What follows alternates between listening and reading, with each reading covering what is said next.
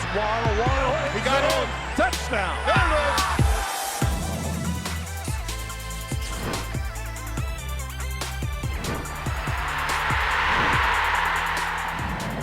What's up, guys? My name is Joanna Torres, and you're watching Dolphins Today, coming to you from the Baptist Health Studios in Miami Gardens.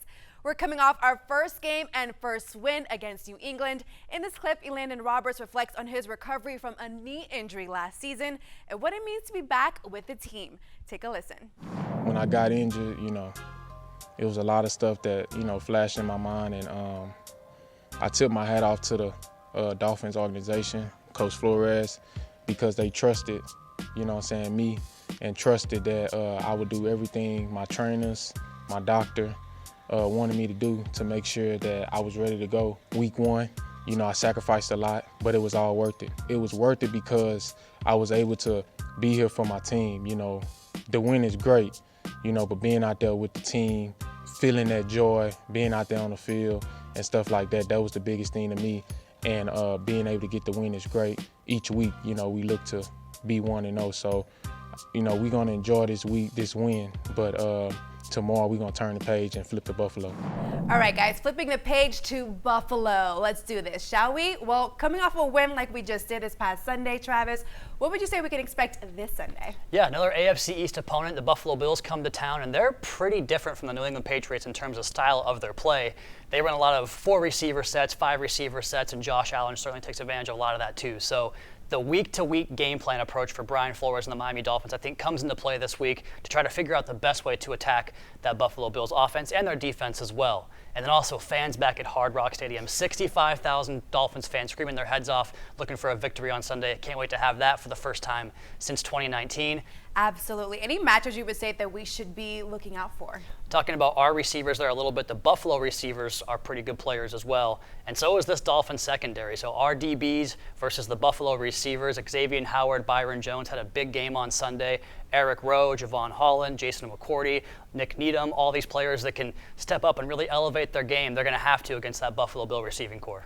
I hear that. So talking about the fans, there are some fans that don't get the opportunity to see the Dolphins play in person. I, for one, am super excited to see the Dolphins play. Love the energy we normally feel at the stadium.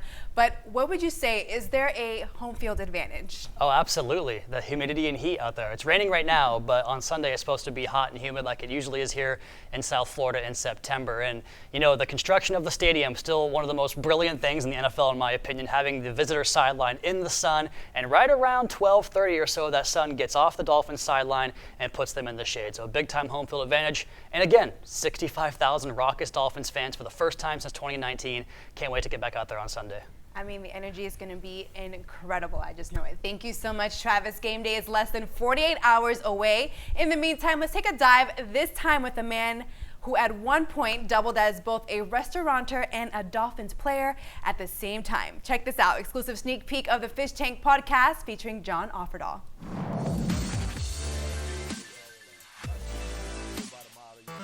Everybody's just, wow. I'm just sitting there, and all of a sudden, I had my eyes closed, and those lights are coming on me. All of a sudden, I saw a shadow, and I looked up and opened my eyes, and there's Shula's face just looking down at me, slobbering and all frenzied. And he goes, "Offerdahl, you're nervous."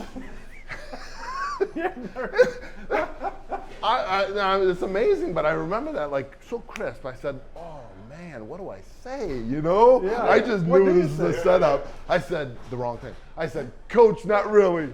And he looked at me, "You called darn." Believe what you believe. Right. Better be. And he walks away. And I just remember myself just like, oh, I just leaked my pants. You can listen to a new episode of the Fish Tank podcast every Tuesday on your favorite streaming service and on WFOR every Saturday night at 7:30. Well, that's a wrap for this episode. We'll see you right back here on Tuesday. Go Dolphins.